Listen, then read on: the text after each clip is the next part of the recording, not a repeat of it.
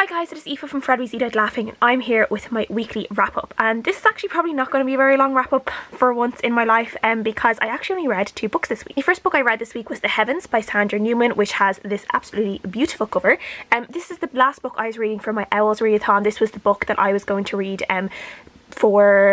read a book with white on the cover, which I cannot remember the prompt that was for now, but this is what I chose for that anyway. And this one actually won an Instagram poll that I did, which was really fun. It was between this and another book called Green Valley, and this one won, and yeah, that was really interesting. So I'm definitely going to try and do more kind of Instagram chooses the books I read, because I just really enjoyed seeing what people were choosing, who chose what, and yeah, just kind of seeing the battle between the books was so much fun.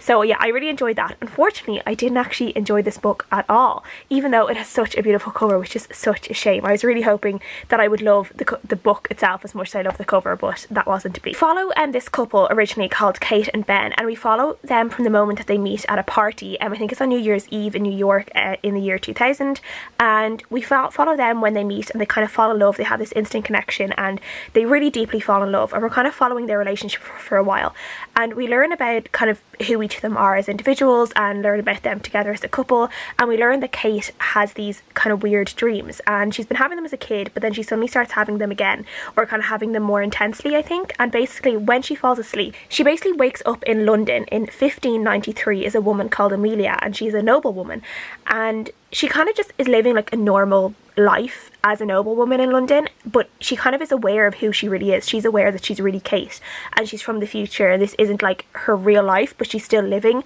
as this woman in the past.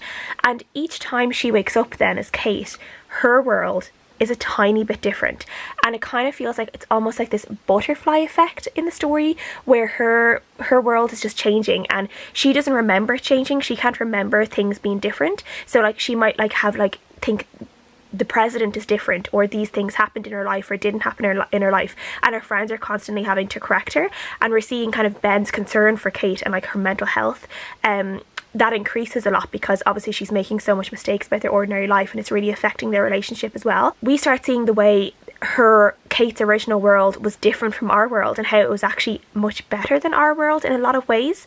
And the more she dreams about Amelia, and the more she wakes up in a slightly changed world, her world starts changing a bit more into our world, and it's not for the better, it's for the worse. And then the world just continues to get worse and worse, basically. The writing in this was good. It was really interesting. I thought it was very cleverly done in terms of this butterfly effect, and the way the writer showed us the different things, and things that were different from what we were first told at the start of the novel, and the way the writer like inserted those differences in the novel without just like screaming it at us straight away in the subtle ways that everything was different. I thought that was done really, really well, and I feel like that would take a lot of skill to do, because it would be very hard without it being super confusing to insert those little differences. And I did think that was done really, really well. Unfortunately, like overall, I just didn't really see the point the author was trying to make. This is kind of one of those cases where I'd love to like to sit down with the author and talk to her, and want to know exactly what she was trying to accomplish with this book, because I just don't think I got it as a reader.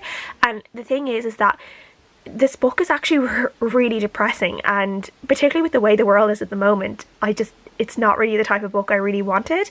And it was really short, but this is a really short book. It's not even, I don't think, 300 pages, but it took me a few days to get through, because I just wasn't really reading it very fast. And yeah, it just really depressed me, because things just like weren't getting better. They just kept getting worse and worse. And then all of Kate's friends really thought that she had like some sort of schizophrenia, because of the way she was believing the world was different, and the way she seemed to be having all these weird kind of memory issues and things like that. And she was diagnosed kind of with schizophrenia by the doctors, and all her friends are obviously worried about her. So there's like this theme of mental health in this book, but we know Kate isn't, we know that she isn't mentally ill. It's just that, how can you describe time travel in that way? You can't, and without being thought mad. And it was just really hard to see what exactly it was that Kate was doing as Amelia that was changing the world so far in the future. There wasn't anything she was actually doing, and there were some like famous figures in Amelia's life that she had a relationship with that seemed to be some sort of reason why the world was changing. But again, it just wasn't really like explained why those things would make a difference. And it just seemed, it was just, yeah, it's just a little bit confusing in that sense. I was like, I just didn't understand, like, is it just the simple effect of the butterfly effect? You don't have to do anything, just really, really, really subtle differences make such a huge change in the world. I just felt really depressed by this book. I didn't think the ending was particularly great. Like, things just get worse and worse and worse basically, and it just really made me depressed, and it wasn't really uplifting in any way. The writing is beautiful, the cover is beautiful, but the actual story itself was just that little bit too depressing for me, especially in this moment in time. So unfortunately I gave this a 2 out of 5 stars and I didn't really enjoy it. Lucky for me, the next book I decided to read was a 5-star read and probably one of my favourite books of all time, and that was The Duchess Deal by Tessa. I wanted to try and read one of Tessa's books because I've heard a lot of great things about her. I actually have The Governess Game on my shelf, but I know this is the second book in this series. I received this from the publishers ages ago, and it was one that I didn't think I was going to read, and I actually did have it on an unhaul pile. And let me tell you, I have fished that straight back out, and I've bought the other books in the series because I know I want to read this and I want to read the other ones in the series because I love The Duchess Deal so much. So The Duchess Deal follows this woman called Emma Gladstone. She is a seamstress. She was the daughter of this vicar, and because of certain circumstances when she was 16, she was basically had to leave home. She's kind of been supporting herself for like 6 years now, and for certain reasons she ends up having to go to the Duke of Ashbury's house basically to ask him for money for something that she did and wasn't paid for, and she goes to his house expecting to kind of be thrown out or, you know, to be shouted at or something like that, and she ends up leaving with a marriage proposal because the Duke of Ashbury is looking for a wife because he wants to conceive an heir. It's very important for him that he conceives an heir, but because of certain things that have happened in his past, he's just not comfortable basically courting people, and Emma kind of just waltzes into his life and presents with him with this perfect opportunity. And though there are all these kind of rules about how, like, they're not supposed to fall in love and they're not supposed to kiss, and he'll visit her every night and, you know, they'll do the deed because they want to conceive an heir, but they won't really be in each other's lives, just the relationship they have and the way it blossoms between them is just so wonderful to read.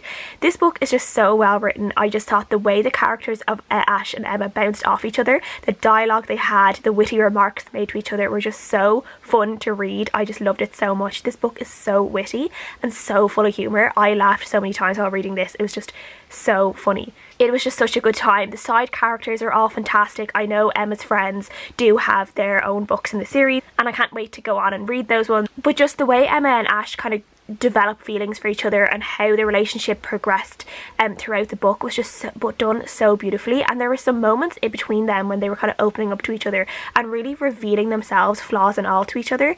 That was just so beautiful. I actually like properly welled up at one point because I just thought the emotion between them and the way they were revealing themselves was just done so beautifully, and I just thought it was so skillfully written. It was just so brilliant. I was just completely hooked in this book. It was one of those books that I just didn't want to end because I was just enjoying myself reading it so much. I could have just read about the rest of their lives even if they hadn't done anything exciting. I just wanted to continue to read about the two of them forever because I just loved them so much.